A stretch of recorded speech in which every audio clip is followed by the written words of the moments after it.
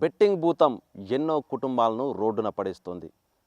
Social media ప్రమోషన్లు, friends ద్వారా పరిచయమైన బెట్టింగ్, ఆన్లైన్ ద్వారా ఆటలాడి లక్షలు పోగొట్టుకుని తనువు చాలిస్తున్న వారి సంఖ్య రోజు రోజుకు పెరిగిపోతుంది. ఇక తాజాగా వరంగల్ జిల్లాకు సంబంధించి దాదాపు 180 మంది ఈ 6 సంవత్సరాల కాలం లోపల బెట్టింగ్ భూతానికి బలై సూసైడ్ చేసుకొని తమ కుటుంబాలను శోకసంద్రంలో ముంచారు. ఇక ప్రస్తుతం మనతో ధర్మసాగర్ మండలం మలక్పల్లికి చెందిన రామకృష్ణ బెట్టింగ్ ఆడి పూర్తిగా డబ్బులు కోల్పోయి వేదనతో సూసైడ్ చేసుకున్నాడు. ఆ కుటుంబం పూర్తిగా ఇప్పుడు రోడ్డున పడి కూలీలుగా జీవితం గడపాల్సిన పరిస్థితి. రామకృష్ణ సోదరుడు రాజేందర్ రెడ్డి మనతో ఉన్నారు. అసలు ఏం జరిగింది ఒకసారి వారితో మాట్లాడదాం. అసలు ఏంది రామకృష్ణ, అసలు బెట్టింగ్ ఎట్లా అలవాటైంది, అసలు ఏం జరిగింది? హన్మకొండ ఉండే సార్ ఆయన హన్మకొండ ఉండేసరికి అక్కడికి వేయండు. అక్కడ కిరాయి తీసుకొని ఉంటున్నాడు. అన్న నాకు పైసలు ఇబ్బంది ఉన్నాయంటే నేను ఇల్లు రిజిస్టర్ చేయించిన, అవి తీసుకున్నాడు. లోన్ వచ్చింది, బెట్టింగ్ యాప్ ఆడిండు. మొత్తం అలా ఉన్న డబ్బులు పోయినాయి. కథ తెల్లారే 10 రోజులకు లోన్ పడ్డది. రేపు లేలు నీకు డబ్బులు ఇస్తాను, నీకు కొన్ని ఇబ్బంది ఉన్నాయి కడతా అంటే ఉన్న ఇల్లు కూడా తాకడ పెట్టి ఇచ్చేసిన. ఉన్న అమౌంట్ కూడా మొత్తం మేరే. అది 3 రోజుల వరకు చనిపోయాడు.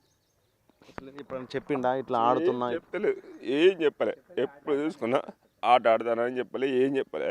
ఏంద్రా ఊకే ఫోన్ ఏం టెన్షన్ రా అంటే ఏమైనా ఫ్రెండ్స్ చేస్తాను అని అన్నాడు. లాస్ట్ మూమెంట్లో కథ తెల్లారి మెసేజ్ పెట్టి నేను చచ్చిపోతానంటే మేమందరం పరిచయం అవుతాను. ఏమైందిరా అంటే ఏం లేదు, చనిపోతాను. ఆ కథ ఉన్న డబ్బులు పోయినాయి, ఉన్న ఇల్లు పోయినాయి. భయపడి కిరాయి బతాను, ఇక కూలీలు చేసుకొని బతాను సార్ నేను. అసలు ఎట్లా అలవాటైంది దానికి? ఎట్లా అలవాటైండు? వాడు ఎవడో ఫ్రెండ్ అట, ఫ్రెండ్ వల్ల వాడు ఎవడు నాగేష్ అంటాడు, ఫ్రెండ్స్ అట. వాడట వానికి నేర్పిండట. నేర్పి పడుకున్నాని దానికి క్లోజ్ చేసిండట. నేను ఇది పోయిందన్న అది పోయిందని అన్నాక వద్దు అంటే తీసుకుపోయి వాడిని అలా నేర్పించిండట. ఉన్న డబ్బులు పోయినాయి, వాడి సొంత పైసలు పోయినాయి, ఇవి పోయినాయి, అన్ని పోయినాయి. కథ వాడు చనిపోయింది. ఇక అసలు ఏం పని చేసి రామకృష్ణ? లెన్స్ కార్లో మన లెన్స్ కార్లో చేసి కళ్ళద్దాలు దాంట్లో 15-20 వేలు సంపాదించి అంతకుముందు ఒక 7-8 లక్షలు సంపాదించుకున్నాడు సొంతంగా. మంచిగా నన్ను తీసుకుపోయి వాడి జీవితం ఖరాబ్ చేసి నాశనం అయిపోయాడు. ఉన్నది వాడిపోను, ఉన్న ఇల్లు కూడా పోయింది అలాంటి. అసలు ఎంత పోగొట్టుకున్నాడు? మొత్తం ఒక 15 లక్షలు కొట్టిండు. 15 లక్షలు మొత్తం పోయినాయి. ఉన్న వాడు పోయిండు, ఇల్లు పోయింది. సరే వాడు నువ్వు ఉండరా, ఏం కాకుండా ఉన్నా కూడా నేను సరే కష్టం అనిష్టం చేసి కడదామంటే అది కూడా పోయింది మొత్తానికి. ఇప్పుడు అంటే మీ సొంతంగా ఉన్న ఇల్లు బెట్టింగ్ డబ్బులు కట్టడానికి వెళ్ళిపోయింది. అసలు ఏంది మరి ఇప్పుడు ఎట్లా జీవితం గడుపుతున్నా? ఏమన్నా కూలీలు చేసుకుంటాను, ఇట్లా కూలి పోతే బతుకు లేకుంటే ఏం లేదు మాకు. ఏం వేరేది కూడా ఊళ్ళో కూడా అందరికీ తెలిసిన విషయం ఇది. మా భార్య కూలిపోతా, నేను కూలిపోతా, అదే కూలీలు చేసుకొని పోతాను. మీ ప్రధాని పెళ్ళి కాలేదా? మీ వానికి కాలేదు. మీ పేరెంట్స్ వాళ్ళు చనిపోయారు, ముందే చనిపోయారు. నేనే చదివిన ఇన్ని రోజులు, వాడు చనిపోయాడు. మీ దగ్గర పెరిగి ప్రయోజకుడు అవుతాడు అనుకుంటే బెట్టింగ్ యాప్ టైంలోనే కథ బెట్టింగ్ యాప్లో పడ్డాడు.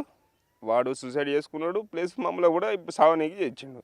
ఆయన కూడా ఏదో ధైర్యంగా మన పిల్లలు ఇద్దరు అని చెప్పేసి ఇట్లా చేసుకుంటూ బతుకున్నాం.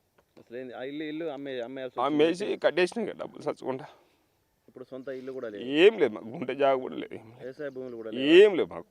కూలినా చేసుకుని బతుకోవడానికి.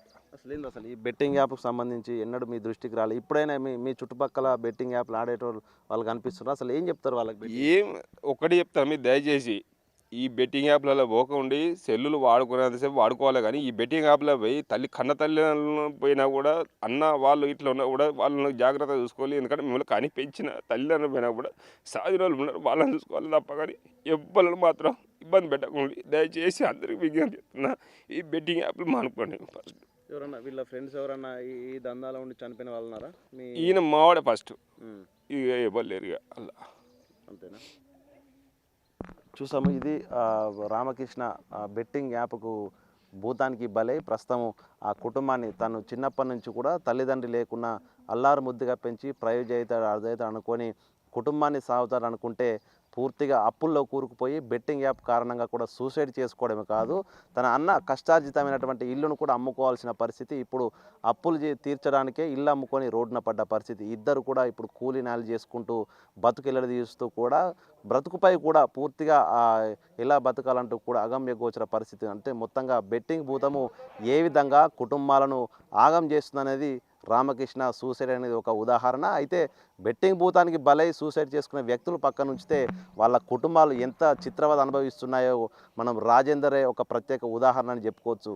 అటు వ్యవసాయ భూమి లేక, అటు ఉండడానికి ఇల్లు లేక కిరాయికు ఉంటూ ఆ కూలి నాలి చేసుకుంటూ కూడా బ్రతుకు వెళ్ళదీస్తూ ఆ అప్పుల భారాన్ని మోస్తున్నటువంటి ఈ యొక్క జీవితాలను చూస్తుంటే కడుపు తరుక్కుపోతుంది. ఇప్పటికైనా కూడా బెట్టింగ్ భూతానికి ఎవరు బలి కావద్దు, దానికి ఎవరు అలవాటు కావద్దంటూ కూడా దీనంగా వేడుకుంటున్న పరిస్థితి రాజేంద్ర నగర్ నుంచి చూస్తున్నాం. సో మొత్తానికి ఈ బెట్టింగ్ భూతాన్ని పూర్తిగా రాష్ట్రం నుంచి తరిమి కొడితేనే యువత జీవితాలు, ఎన్నో కుటుంబాలు కూడా బాగుపడతాయనేటువంటి ఒక వర్చన అయితే వినిపిస్తూ ఉంది. వీడియో జర్నలిస్ట్ సంతోష్తో వేణు బిగ్ టీవీ వరంగల్.